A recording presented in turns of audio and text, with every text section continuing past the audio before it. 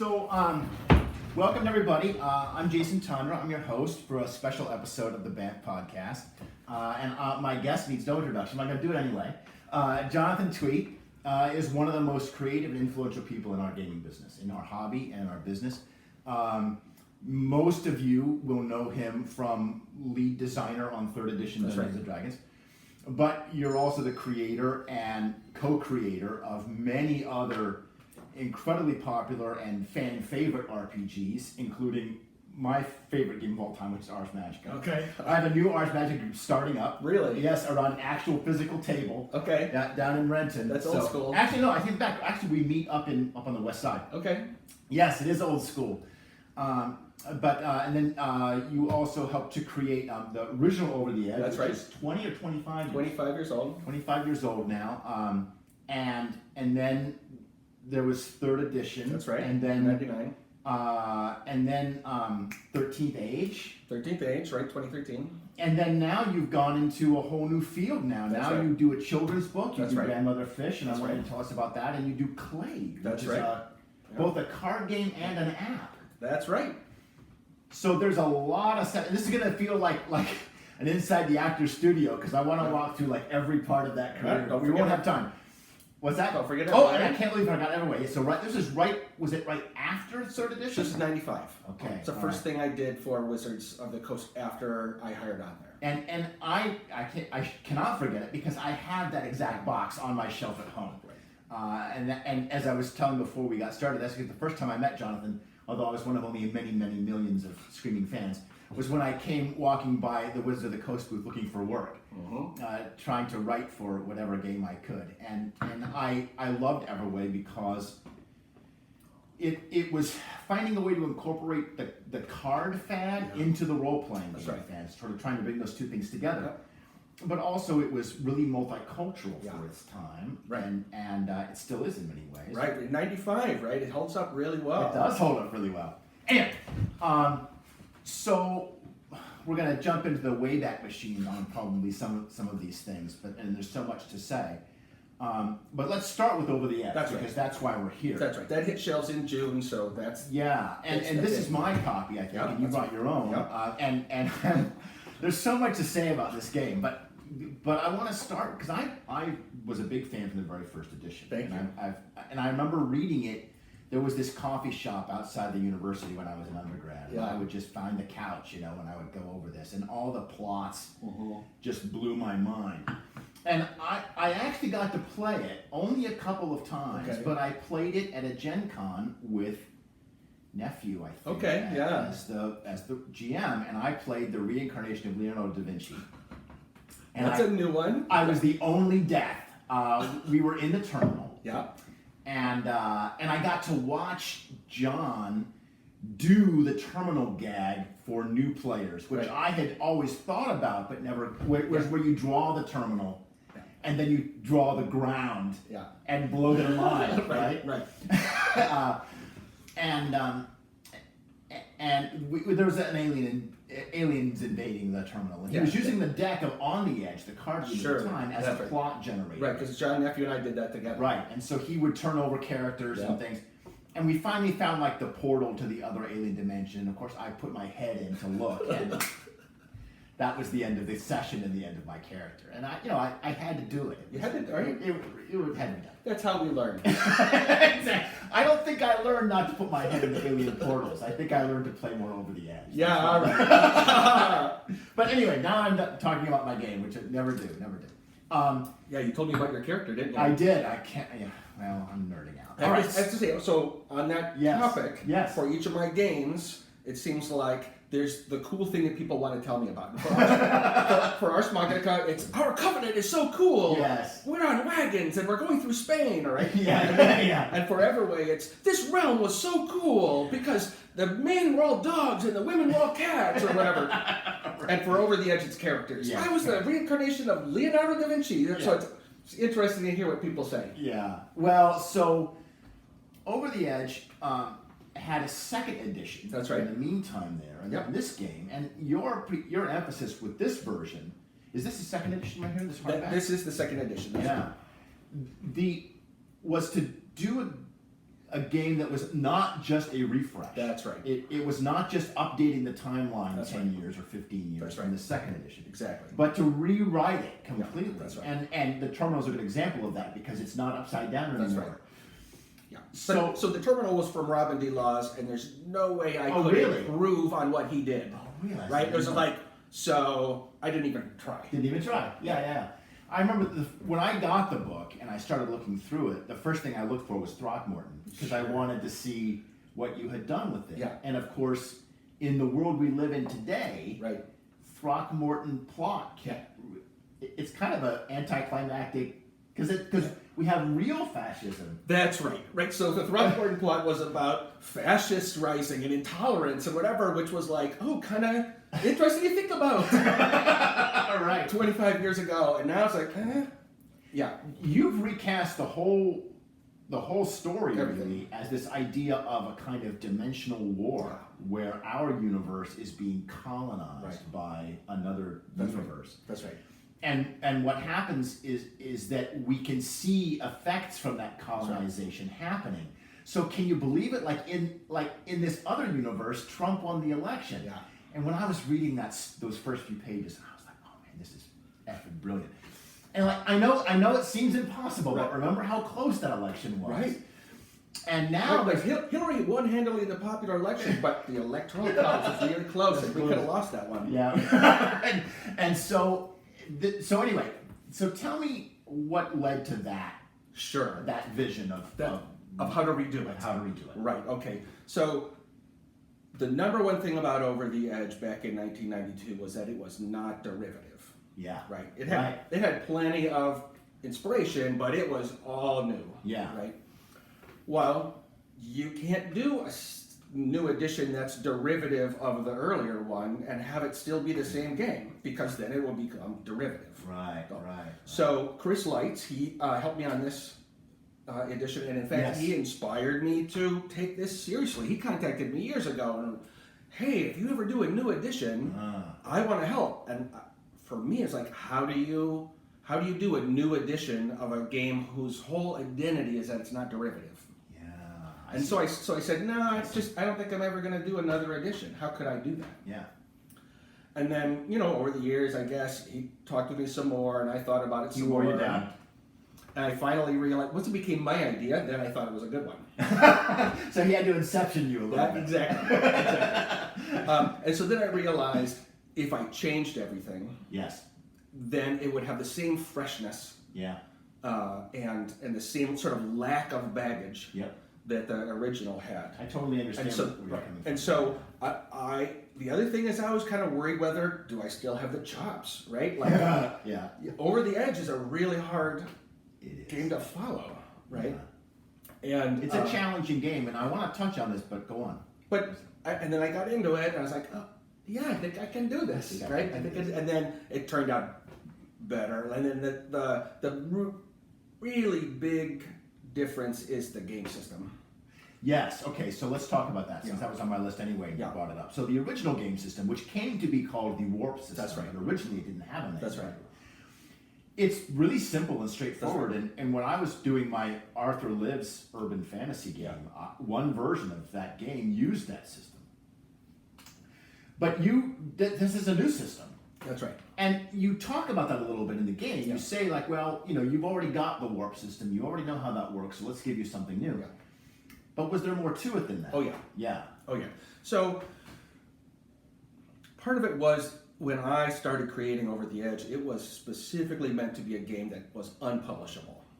Really? Really. It was like, so... Well, I read that it was your home campaign. It was my home campaign, and it was my home campaign when I was out of the game industry. I was done with games, right? Like I had a rocky breakup with the original Lion Rampant and my former best friend, Mark Reinhagen, and whatever, right? Yeah. And so I was selling mutual funds, and that was my new career. Really? Wow. Yeah. It's hard to imagine. It is. It's hard for me to imagine, and I did it. Yeah. And so I was tired of Ars Magica, where I would say, here are all the rules you have to learn in order to create a character. Yeah. And you know what? You can't really be a gypsy because they weren't around yet. And there's all like a bring down on people's creativity. And so... Having run the game many times, I know exactly what you're talking about. Right. I mean, once you get into it, it gives you all this richness and whatever, but the onboarding. There's steep onboarding. Right? So I wanted something where I could say, make up a character. Yeah. And that was, you didn't need to know the game system or the setting. Yep. Right? And then I wanted it to be sort of weirder and more profane and simpler than anybody would want to publish. Yeah. And it was like my, Declaration of Independence from game publishing. I can do my thing for my people, my way, and I don't care whether anybody likes it. Was this the first thing you had done that was all you? Yes, that's right. That's right. I mean, I've been doing amateur game design since I was 12, right? Like, because I went to the game store and the second game that I wanted, Metamorphosis Alpha, it cost $5. Right. Well, I didn't have $5. So I went home and I made up a game about mutants and lasers and whatever. And back then the games were not that good. No. So you could, as an amateur, come up with a pretty reasonable game. We learned a lot. Learned a lot. So I had already done tons and tons of my own game design. But this was sort of everything that I had learned about character creation and plot and drama and whatever, really, that where I had developed a lot of those skills working on Ars Magica, and now I was sort of cutting loose. Right? And so John Nephew heard about my campaign and wanted to publish it, and I tried to talk him out of it, and he wouldn't hear it. And so the game was simple, but I wound up sort of bolting on an attack system where you would compare numbers and you would roll to see who went first, and you would do rounds because I played a more freeform way, but there was no way that I could get across to game masters how to play that way, right? And so I created a structure that made it reasonable, but that's the part of the system that really looks old-fashioned when you look back at the game. It's very fresh and interesting, and then it has this, roll to hit, subtract numbers, subtract hit points, multiply by your weapon type, apply armor, right? And so, games have gotten past that. EVERWAY just a couple of years later got past that. You didn't have armor class, you didn't have rolls to hit, right? None of that. And then one of the things that really inspired me, I've been a big fan of Vincent Baker's work ever since he wrote Kill Puppies for Satan. Okay. And sort of sent it to me in an unmarked package. Fantastic. Now, I confess, I'm not super familiar with his work, so you'll have so Dogs in the Vineyard was a really Dogs in the Vineyard. So that was really big, and then his latest Apocalypse World is now it's the engine for all sorts of stuff. Yes, and in Apocalypse World, I've read several different Apocalypse Power games. Yeah, that's right. So, and what I like is, while Baker was inspired by me, now I get to be inspired by him. And so I've gone back to the people who were inspired by Over the Edge and EVERWAY, and I've stolen their ideas. And one of the things that impressed me with Apocalypse World was how much weight there is on a die roll. Because the game master doesn't roll dice, so your role is both your attempt to defeat your opponent or whatever, and if you roll badly, their ability to hurt you. So there's twice as much stakes on every die roll. Well, the more stakes are on a die roll, the more interesting it is, right? In Dungeons and Dragons, there are a lot of die rolls that are like pretty uninteresting. Right? Roll perception. Or like roll damage. You roll a bunch of dice, and it's like, well, I got about average. And we all have to wait for you to like add up all your dice, and right? I see. There's not that much going on that, right? So I thought, how much can you put on a die roll? And so now the whole new system is based on rolling 2 6-sided dice. And then based on your odds, like how you stack up against the opposition, you might be able to re-roll the dice you don't like, or the game master might make you re-roll the dice that they don't like, and then you end up with a result, and that generally determines how things turn out. So you can fail on a single die roll. And there's a double 3s and double double 4s as well, right? So what happens is you're trying to roll as high as possible. Usually you're trying to roll a 7 or an 8, right? So that's pretty easy. But 3s are bad twists and 4s are good twists. So you can succeed with a 6 and a 3, but the 3 is a bad twist, right? So, yes, you did manage to get out of the flaming building, but the bad twist is you lost the thing that you were trying to rescue. So there's a certain amount of narrative levers that both the GM and the player can manipulate a little bit. That's right. And this brings us to the whole question of the lots. Yeah. In one of the things that I always found interesting about EVERWAY, about Over the Edge, and this carried through to the recent game, is that you're willing to do rules which kind of push players out of their comfort zones a little bit. Yes. Right? Like I make people draw their characters. Now, see, that was my exact example. From the first book, the first edition, where you must draw your character. There are no excuses. Like you must draw, and you give you throw a bone. Like, okay, well, if you can draw like a symbol or a thing because people get intimidated by trying to draw a human figure. That's right. Okay, draw like a picture of something. But really, the spirit of the rule is that you have to draw your character, and even if you're not a very good artist, and the argument that you give in the book is that it sort of it creates a link between your physical memory and your thought memory. Yes. But then in this new game, and it is really a whole new game, you add this idea of the lots. Yeah. So tell us about lots. Yeah. Well, a fellow named Christopher Dyszelski, maybe I'm getting his name wrong, I meant to look it up, but he mentioned to me years ago that role-playing games are kind of like a ritual. Yeah. And I thought about it, and it is kind of true, right? Yeah. And that sort of fit with things that I'd been thinking about. What does it mean to sit down with somebody else and address them as the person that they are not, right? Yes. Hey, Thorvald, or whatever. Right. And so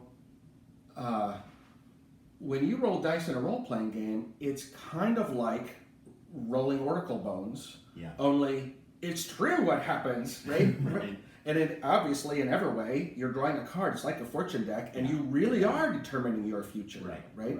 And what people used to do to determine who is the person on the ship that's causing the storm is you would cast lots. You would roll dice. And hope that you weren't that. And hope you didn't get the double lot. Yeah, exactly. And so I just doubled down on that and came up with sort of this whole rigmarole about how you should select, one pair of dice to be your pair of dice, and you don't use those for any other game as long as you've got the Over the Edge campaign going, and you can't roll any other dice. And you have to roll only those specific dice. And no matter how well or how poorly they behave, you can't throw them in the toilet. Right. You can't melt them. It's your destiny. It's your destiny, right? And you don't use it for any other game. Right. And what I find interesting about that, and one of the women in my current gamer group, she did a whole master's thesis on dice rituals in gaming. Wow. Yeah. So and Hannah. Hey Hannah. Yeah. So she would be fascinated by this because these are really sacrosanct traditions to people. Yes. Like being able to pick your dice and you're like, no, you have to use these. Yeah. And have you got any pushback about this? Oh, sure. A lot of people really like it because it plays into the personality, right? And it's fun. It is fun, right? And it means these are the dice that have screwed you. These very dice, and you have to roll them again, right?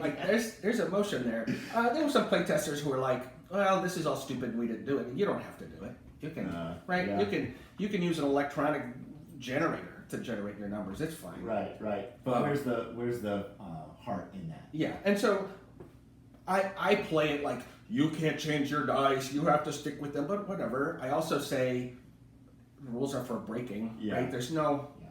Yeah. Every time I see in here, you must do this. It really means you must do this unless you think for yourself. Yeah, right. This is how I do it. And maybe I'm going over the top to point out that people are always trying to tell you what to do, and it really is up to you to have to decide what to do. And that's always been a major theme of Over the Edge, right? The whole control and this idea that to some degree human beings are kind of programmed to obey. Yeah. And realizing that we don't have to do, breaking out of that is a really challenging thing. Well, so there's so much cool stuff in this game. It came out when? How recently? So June 1st was the street date. Okay, because I must have gotten mine right around there.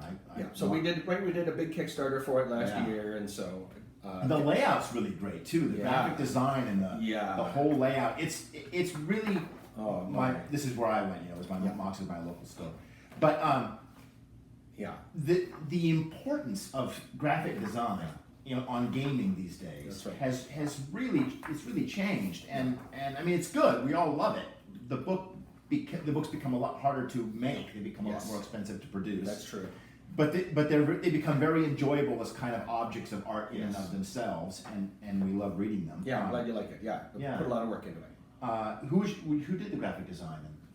I'm asking you. Yeah, Thomas Dean. You did a great job on it. Yeah, thank you. Okay.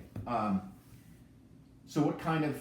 And you already told me the story that Chris kind of was the person that kind of got this into you. Before we leave the graphic design, I want to say that's Over the Edge had always been kind of an indie game with sort of passable art and passable layout and whatever. And now being able to raise money on Kickstarter, right, and also just the growth of role-playing games means that it's the best map ever for it really is. Over the Edge. It's the best art. It's the best layout. There's stuff in here that's so good. It's the best cover, right? So yeah, very happy about it. How did the Kickstarter perform? It did about as well as we expected, which was good. 130,000. Wow. Yeah. Oh, that's phenomenal. Congratulations. Yeah. And that was last year. That was last year.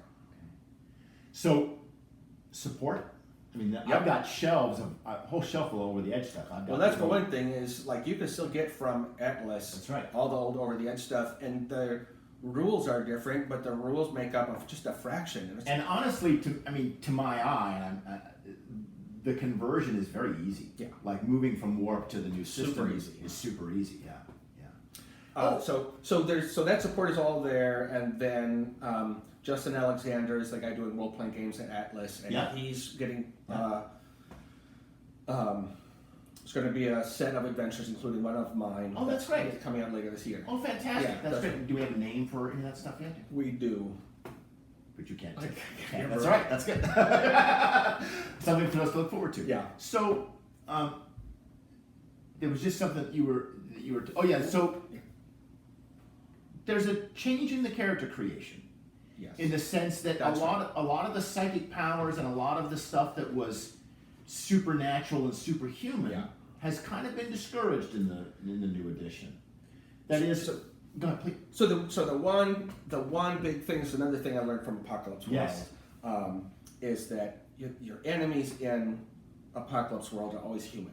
Like even the most inhuman, like the ghouls or whatever, they're still human, and that's important. Yes. Because that makes their inhumanity matter. Right. And so you can still be any kind of epigenetic, psychic, Leonardo da Vinci, reincarnated, whatever. But one of the rules is you have to be human. You can't play the Archangel Michael. That's right. Anymore. You may not. It is against the rules. Which, of course, as you said, is just really a way for us to break the rules. Yeah. But it sets the ground thing. Like, okay, if you want to play Archangel Michael, how are you still going to be human? How are you still going to matter to the other humans who are literally with you at the table? And it's a question of creating characters that are relatable and that people can empathize with. That's right. And because this is a game about our shared humanity. Thank you. That's right. That we have more in common with each other than we have differences. Yeah. Right on. And we're weird. And we're very weird. And we embrace our weirdness, though. That's right. No, exactly. Yeah. Exactly. Right? So you don't have to be non-human to be weird. That's right. Yeah. All right. Well, so there's a million other things I want to talk about, but Over the Edge. Yeah. Boom. It's a fantastic game. Best version of the game ever. Best version of itself. Yep. And all new. It got completely rewritten. Right. That's from scratch. You still have baboons and centipedes and but yeah. Yeah. So tell me about some of the stuff that you're doing these days, because I see Grandma the Fish and I see Clades, and this is a children's book you put out. It's a children's book. And there's a great story about how you came up with this. Super story. So tell me about it. Yeah. So all the time that I was working at Wizards and working on all these games and whatever, in the background at home, I was working on a book of evolution for little kids. Right. So I had a little daughter, and like parents everywhere throughout history, we wanted to explain where we came from. Yeah. And there are plenty of Adam and Eve books for little kids, but there's no Darwin book for little kids. And so I figured I needed to write it. Yeah. And so it was called Old Mother Fish. Okay. And I worked on it, and it was a great idea, Yeah. but I'm not a children's book author. Right. And it got to a point where I thought it was pretty good, but it wasn't. And I kind of stalled out. I was like, what? How do I make this better? You know? And that version would coax children to compare themselves to our ancestors. Okay. Right? Yes. So Old Mother Fish had a tail. Do you have a tail? Right. Okay. Kind of interactive. And then within a month after getting squeezed out of my last corporate job, I was smoking weed in my hot tub, thinking about the origins of language in shamanic rituals where like maybe shamans would imitate lions to teach people how to hunt lions or whatever. And I realized that's what the book needed, right? So there's this great spiritual tradition all around the world of like embodying your ancestors or whatever, and that's what the book does. So now Merlin turns Arthur into animals so he can teach him how to be king. Yeah, there you go. Exactly. So now grandmother fish could wiggle and swim fast. Can you wiggle? And so it turned into actions, right? So now the kids do a thing, right? They breathe like grandmother reptile or they hoot like grandmother ape. And so it tells a story from grandmother fish to grandmother reptile, grandmother mammal who can cuddle with her children and feed them milk. They can squeak. And they can squeak? Yeah, exactly. Yeah. And then grandmother ape and finally grandmother human who can walk and talk and tell stories. And so then you're reading to your own child about grandmother human telling stories. Yeah. And it's this recursive, you know, this is where we came from story. Yeah. And you found an amazing artist. Found an amazing artist. So she's local, she's a Seattle area artist, a mom, and she does children's science illustration. Oh, yeah. So she can go to each one of these ancient animals and, wow, that really does look like an Ishnacanthus. And paleontologists say, oh, that's an Ishnacanthus, right? But it's a happy, friendly Ishnacanthus. Yeah. Right? A lot of natural science animal art, they kind of look taxidermied. Yeah. Right? Okay, Like they look real. They look like a real stuffed animal. And she really makes them cheeky. And her name again is Karen Lewis. Karen Lewis. Yeah. And she's local. She's local, and she did a great book on like crows and something on salmon. So you were able to meet with her physically in person. Exactly. And that was a huge, and that must have been. That was tremendous. Yeah. That was tremendous. So she helped me with some of the wording. I got advice from sort of friends on layout and whatever, and you know, we went back and forth on the art. And so like I said, well, we need an image of grandmother ape. She looks like this ape proconsul that lived 30 million years ago or whatever. And she came back with an illustration of that ape with a baby ape. Okay, well, that's more work, Right. but way better. Way better. So then I said, well, if we're going to do that, then go back to grandmother reptile and give her a clutch of eggs. So then right? we can keep and, that. and give that theme, right? Yeah. And so, and boy, kids love that. Kids love animals, they love families, and then this book says, you're part of the animal family. Right? Yeah. So you published it, the first edition That's you right. published yourself. That's right. But now there's a new edition. Yeah, Macmillan. So in 2015, we printed 3,000 copies, and we gave half of them out to the Kickstarter backers, and then there was a really nice blog post on an NPR blog that went viral, and boom, we sold out. And then an agent got in contact with us, got the PDF, and shipped it around to publishers. We had 3 different publishers bidding on it. Wow, what a great position. Wasn't that a nice position? Yeah. And then we went to Macmillan, and there were multiple imprints within Macmillan that each Yes. wanted it. So I'm like talking to the publishers about what they'll do with the book, and right, and so that went really well. And then the publisher, so it's Feigl and Friends, and they didn't ask for any changes in the text or the illustrations. They say it's really uncommon for a first-time children's book author to be able to come up with, text that doesn't need to be fixed. But this was a long process. This was a long process, and I really got a lot of help from friends, right? Yeah. So for my years in the game industry, Yes. I've got artist friends and writer friends and editor Yeah, friends. And totally. so like one husband-wife team of friends of mine, old friends, you know, the wife said, it's got to be fewer words because it's a kid's book. And Yes. then the dad said, their parents, right, it's got to have more details. It's like, okay, I can make that work, right? Fewer words, but more details. Right? Yeah. And so, well, they were both right. They were both right. And so, but without that help, I think they probably would have asked for changes. Yeah, I've only been working at Paizo. I'm an editor there. Yeah. I've only been working there for about a year and a half. Yeah. But I've really come to appreciate how much of a collaborative process all of this creativity is. That's I mean, there's editors and art directors and designers and developers, and we make these amazing products. We don't do it by ourselves. That's right. We do it with a huge team. That's right. So now we've got a second edition. That's right. So that came out in 2016. It's been translated into Italian and Chinese No and kidding. Japanese. That's awesome. Well, so the thing is, like what the publisher said is, this is not a book about a kite, right? Meaning, you know, there are lots of children's books that are Yes. cute children's books or whatever, but this is everybody's story. This is the story of humanity. This is the story of the animal kingdom that we know. And so, yeah, the Chinese and Japanese can read this very same story, and it relates to them just like it relates to you and me and everybody.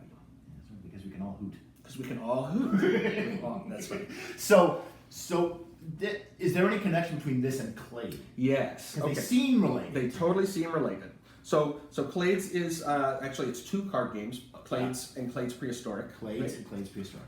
And so when I was doing research for Grandmother Yes. Fish, I had to learn a lot about evolution. I had to learn about our evolutionary past, and right. Yeah. And one of the things I learned is what a clade is. So tell us what a Clade is. So a clade is a complete branch of an evolutionary family tree. Yeah, okay, right. And there's this tree, and you write about how difficult it was to do this evolutionary Yeah. tree. So let's look at it. Yeah. This was the page that you didn't want to do because it was going to be so much work, but now that it's here, Yeah. no one can take their eyes off it. That's right. I said we shouldn't do it. It'll be a lot of work, and the artist said we have to do it. Kids will love it, and we were both right. We were yeah. Okay, so Clade is like a whole branch of Yeah. this. So put your finger anywhere Yeah, on like here, here. and then everything downstream from that is a clade.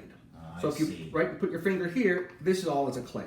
Okay. You put your finger here, that's a clade. I got Put you. your finger here, that's a clade. I see. Right? Yeah. So for example, the category reptile is not a clade because there's no place that you can put your finger that includes all reptiles but not birds. Birds are not reptiles. Oh, I see. So reptile is an old-fashioned category that Yeah. really paleontologists don't use anymore because it doesn't represent a natural group of animals. So these are all sauropsids. And sauropsids is all the animals that were descended from these very early reptile-like animals. Yeah. So that's dinosaurs and birds and plesiosaurs and everything. Yeah, Right? yeah. So that's a clade. Well, that is a super powerful concept. Once you understand clades, like humans are a clade, humans plus chimps and bonobos together are a clade, humans plus chimps plus bonobos plus gorillas are a clade, gorillas are their own clade, bonobos are their own clade, chimps are their own clade, chimps and bonobos are a clade,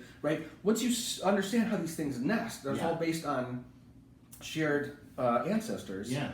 Well, common descent is obvious, right? There's no way you can look at that and go, but evolution isn't true. Like you could just see how everything lines up. Yeah. All right. And so big concept. yes. Very excited about it. I thought I knew a lot about biology and evolution, and I didn't know what a clade was. Right. So, wow, I want to get this across to kids. I want kids to go into kindergarten knowing what I did not know in college about evolution. Right on. Yeah. Right? So how do you do that? So how do you do that? So with the clades games, there are 3 clades of animals in each game, and one is the sauropsids. Yeah. So kids learn that reptiles and birds go together as sauropsids, and one is mammals and one is arthropods. Okay. So they learn that, spiders and insects are all arthropods. Yeah. Right? And then it's an animal matching game where you lay these cards out. It's a lot like the game Set. Sure. So Set is you're trying to figure out what a pattern of how 3 cards go together and everyone is looking at them at the same time, but they're abstract shapes and colors and whatever. So this is, instead of being abstract, it's, well, so here are 3 arthropods of the land, Yeah. right? And so you can, if you put those together with 2 sauropods of the air, then your third one will have to be 1 mammal of the water, right? Which would be like a whale or a pinniped, right? Yeah. Okay. And so it plays fast because you're not waiting for turns. Everyone's looking at the same cards at the same time. Okay, good. And you're gathering animals. And you know what? Kids love animals. Yeah. So this is bugs and all that right, stuff. Yeah. right. And Yeah. bugs are animals. Yeah. Yep. And so this is all Karen's art. Right? Oh, nice. Oh, that's great. Yeah. And again, she can really, here's her mammoth is one of the coolest mammoths. It's just it's mostly a silhouette, but it's got a little detail, and she just does a great job. And then it's even an app now. And it's even an app now.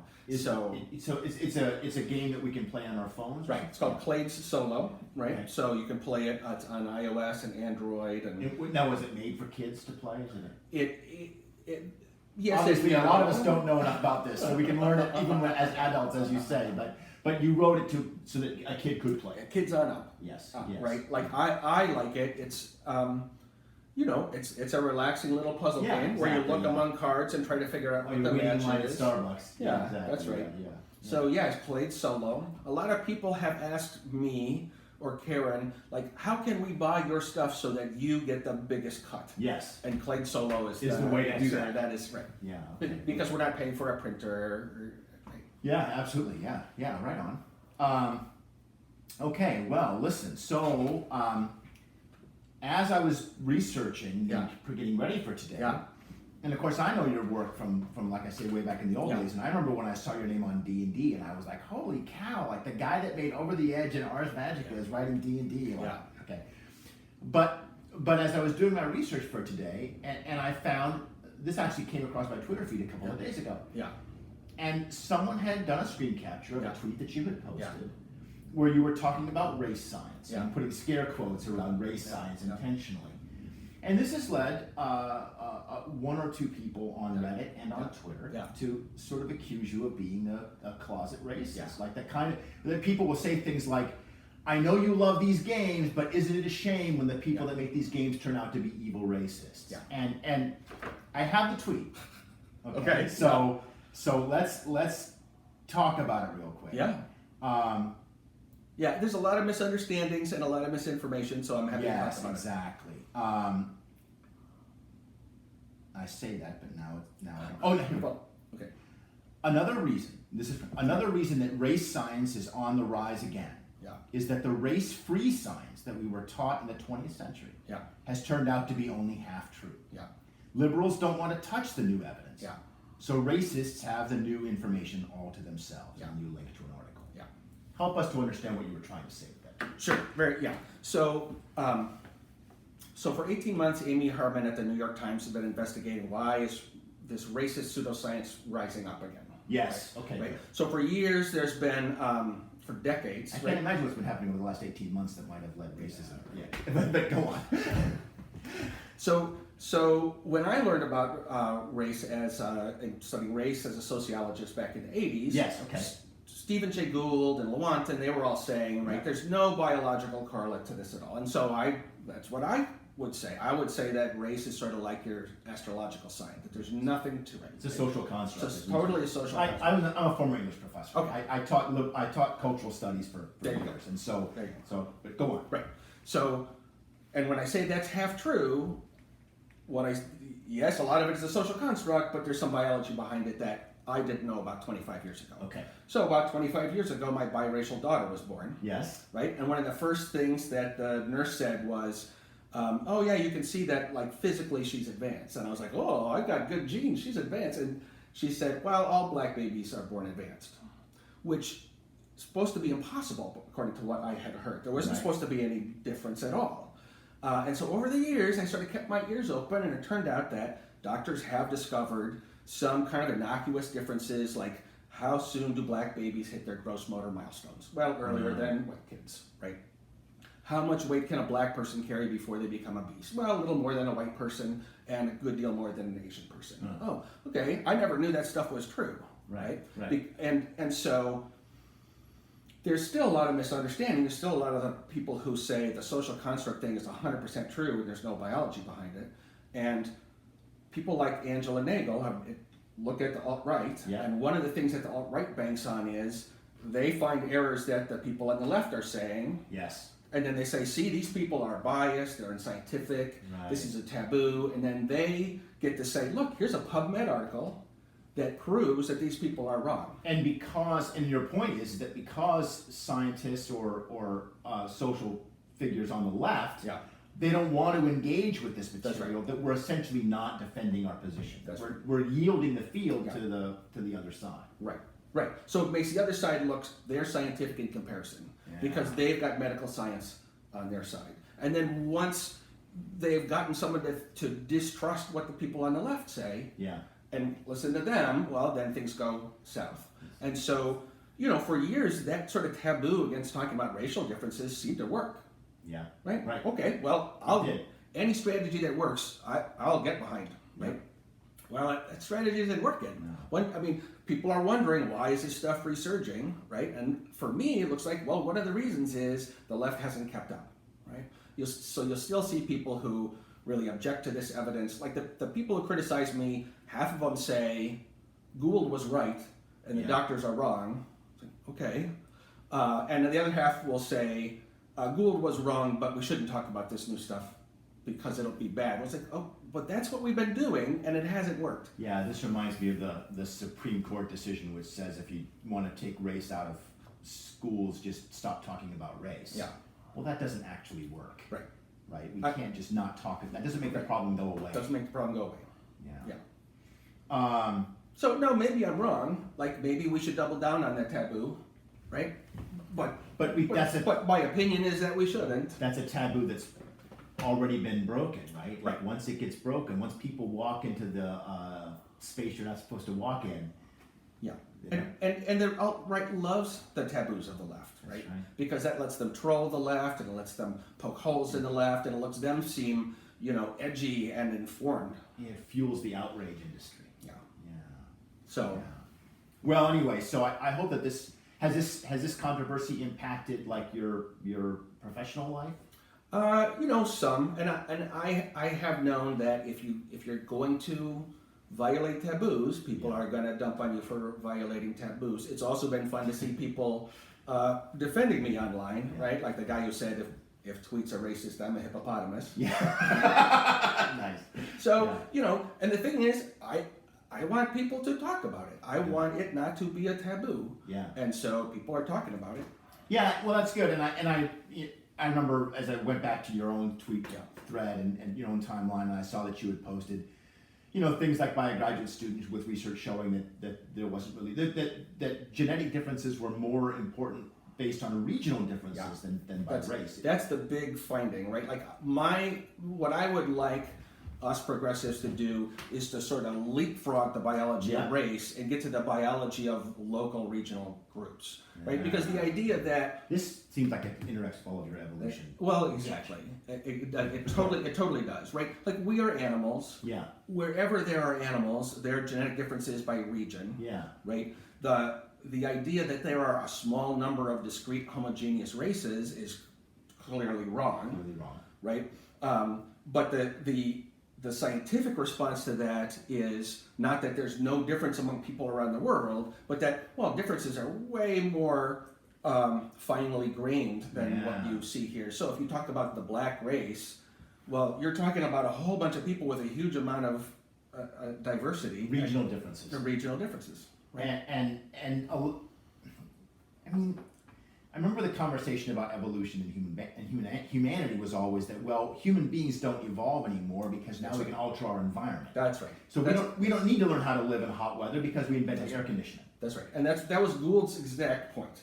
Is that he said 40,000 years ago, biological evolution ceased and cultural evolution took over. And so that's what I believe. Like Gould was boy, he was the guy back in the 80s talking about evolution and genetics. But this is and whatever. patently untrue. But it turns out to be, in fact, it's the reverse, that by putting ourselves in new social situations and eating new diets Yep. and going to new environments, human evolution has accelerated, right? And so that's why you find, oh, here, these people have adaptations to diving. Yes. Because, right? I'm thinking of Sherpas that lead people up high mountains. That's right. So Tibetans have genes from Denisovans, an archaic human race, Okay. right? That helps them at high levels. That's not a racial trait because it's not about East Asians, it's about Tibetans, right? And so that's where the diversity lies, and that's exactly what evolution says, is that genomes change really rapidly to respond to local conditions. Yes. Yeah. Well, so that's fantastic. So thank you so much. Yeah, I you bet. appreciate it, and I think that helps because I'm learning. I should probably play CLADES. I should learn all those things like you said that you didn't know going into college. That's right. But now we can teach our kids. That's right. Yeah, little kids today can know things that Aristotle couldn't have imagined. Where can we get all this stuff? Over the Edge, we can get it at our local game store. That's right. Or we can order. Yeah, Atlas Games has their own online store now, so you can get it straight from Oh, them. that's right. Okay, good. That's Okay. right. And then Grandmother Fish, we can order Yeah, that's everywhere. anywhere. Yeah, Okay. the number one thing to do would be to go to your local, brick and mortar Locally owned bookstore bookstore. and ask for it. Yes. Okay, good. And then CLADES, sort of same thing. You can get it straight from Atlas Games, and lots of bookstores will carry other Atlas Games products, like Gloom is popular, Once Upon a Time is popular, so they often already have an account with Atlas Games. and the best thing that we can do if we want to kick you a couple of bucks is buy the CLADES Solo Solo. app, yeah. And also, tell teachers. Teachers tend to really like Grandmother Fish. And you've done a lot of classroom visits. I've done classroom visits and bookstore visits, and I do evolution exercises. Yeah. So one of the things I tell kids, for example, is, these fish that lived 400 million years ago, they literally are our ancestors, right? Yeah. They are our grandparents, our great, great, great, great, great. And if you had to say their whole name with all the greats, it would take you 3 years. Wow. Yeah, so that's how long ago they lived. That's phenomenal. Yeah. Do you still go to cons? Do we see you at Gen Con? I go to cons. I'll be at Gen Con. Yeah, I'll be at the Atlas booth a lot. Okay. Yeah. Well, I'll see you. Yeah, there. showing people over the edge. And I want to put in a plug for EVERWAY because that is also going to come back. No kidding. That's right. That's fantastic because I thought it was out of print. It has been out of print for a long, long time. But the people who sort of took over when Wizards of the Coast killed their role-playing lines. Yes. They've been holding onto the property all this time. And Now, now are these people at Hasbro? No. So they're local people. Oh. So Richard Temps Rowan Okay. is the current owner, and his brother Jesse McGatha's also working on it, and they are big lovers of the game, and they've been waiting for the right time to bring it back. And now we have Kickstarter, Yes. which lets somebody come out of nowhere with a really cool thing. And And we've also gotten to a point, I'm thinking about in Paizo, where we're always, as editors, we're always looking at the art, and we're always trying to make the games more inclusive and emphasize diversity, and so that we can create characters that every possible player can see themselves in the game. Yeah. And we've evolved a little bit as gamers, and so it is a good time for EVERWAY to come. It's a great time for EVERWAY to come back. We put a real amount of work into showing pictures of women and people from all over the world, all sorts of different racial features. I got a really touching email from a fan. He was a black guy, and he said that EVERWAY had changed the way that he creates characters. Because up until he played EVERWAY, his characters were white. And then he saw the stuff in EVERWAY where it's like, here's a black guy, and he's not a savage. Right? Here's a black guy, and wow, he looks like a noble wearing silks in some palace. And I saw this stuff. This happened in 3rd edition D&D too. Like there were prominent character art. That's right. So that's one of the things that I made sure was in there. That like if we're going to have these iconic characters, like here's what a cleric looks like, and here's what a monk looks like. Monk, exactly, right. Yeah. So the monk's a black woman. Yeah. Right. So Asian features and all sorts of stuff you'll see in 3rd edition. I was really happy to be able to bring that. Well, so how far along is the new EVERWAY?